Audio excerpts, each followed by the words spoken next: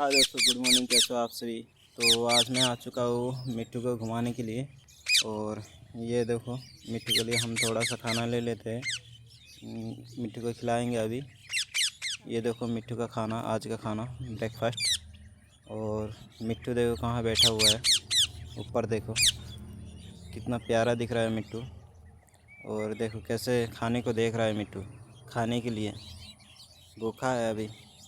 तो अभी मिट्टू को हम खाना दे देंगे। और देखो कितने प्यार से खा रहा है मिट्टू।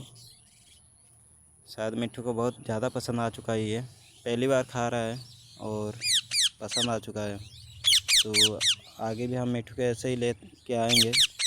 और मिट्टू को आज कैसा लगा दोस्तों, अगर ऐसा ही मिट्टू का वीडियो चाहिए तो कमेंट में ज़रूर बताइए।